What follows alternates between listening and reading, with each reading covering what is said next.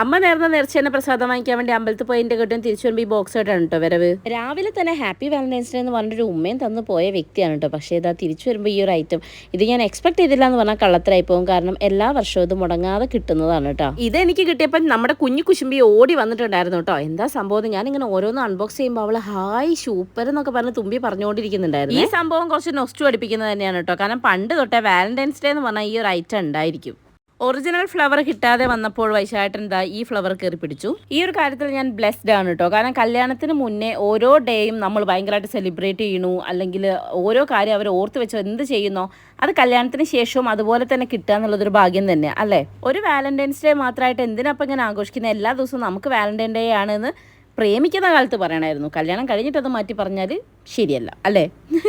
Okay, അപ്പോൾ എന്തായാലും വൈശാട്ടൻ ഈ ഒരു കാര്യത്തിൽ എനിക്ക് ഒരു വർഷം പോലും മുടക്കിയിട്ടില്ല. ഇനി നാട്ടിലില്ലെങ്കിൽ എങ്ങനെയെങ്കിലും അത് എത്തിച്ചു തന്നിരിക്കും കേട്ടോ. ഒരുപാട് കുഞ്ഞു കുഞ്ഞു കുഞ്ഞു ഗിഫ്റ്റുകൾ ഉണ്ടായിരുന്നു. ഞാൻ ഭയങ്കര ഹാപ്പിയായി. ഇനിയിപ്പോൾ അതൊരു പൂവ് മാത്രമാണെങ്കിൽ പോലും ഞാൻ ഒത്തിരി ഹാപ്പി ആയേനെ. കാരണം ഏട്ടനത് ഓർത്ത് ചെയ്തു എന്നുള്ളതിലാണ് എനിക്ക് കാര്യം. ഓക്കെ, തുമ്പമ്മേൻ്റെ ലൈഫിലെ ഫസ്റ്റ് വാലന്റൈൻസ് ഡേ ഗിഫ്റ്റ് കിട്ടിയതിൻ്റെ സന്തോഷത്തിലാണ് അവൾ കേട്ടോ. അവക്കും ചോക്ലേറ്റും ഫ്ലവറൊക്കെ ഏട്ടൻ കൊണ്ടു കൊടുത്തിട്ടുണ്ടായിരുന്നു.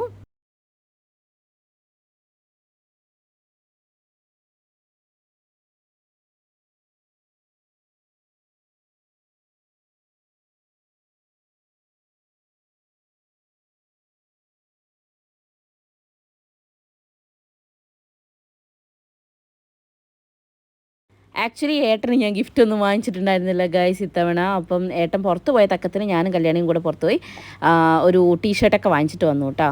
ഏട്ടൻ വിചാരിച്ചു ഞാൻ ഇത്തവണ ഒന്നും വാങ്ങിച്ചിട്ടില്ല എന്ന്. പക്ഷേ രാത്രി കിടക്കാൻ നേരമായപ്പോൾ ഞാനിത് കൊണ്ടു കൊടുത്തപ്പോൾ ഏട്ടൻ ആദ്യം ഫോൺ എടുത്ത് നോക്കി 12 മണി കഴിഞ്ഞു എന്ന്.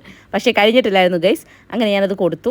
ഏട്ടൻ കൊണ്ട് അപ്പം തന്നെ ഇടിയിപ്പിച്ചു കേട്ടോ. ഇതൊക്കെ അല്ലേ ഒരു സന്തോഷം. ശരിക്കും പറഞ്ഞിട്ടുണ്ടെങ്കിൽ ഇങ്ങനെ ഒരു ഡേ ഉണ്ടാക്കി വെച്ചതിനാ സെലിബ്രേറ്റ് ചെയ്യാനല്ലേ. അപ്പോൾ സെലിബ്രേറ്റ് ചെയ്യണം അത്ര തന്നെ. സോ നിങ്ങളുടെ വാലന്റൈൻസ് ഡേ എങ്ങനെയായിരുന്നു എന്ന് കമൻറ്റ് ചെയ്യാൻ മറക്കരുത്. നിങ്ങളുടെ അഭിപ്രായം കൂടെ പറയണം കേട്ടോ. വാലന്റൈൻസ് ഡേ ആഘോഷിക്കുന്നതിനോട് നിങ്ങൾ അനുകൂലിക്കുന്നുണ്ടോ? ഞാൻ അനുകൂലിക്കുന്നുണ്ട് കേട്ടോ. ഇതുവരെ രസമല്ലേ അല്ലേ.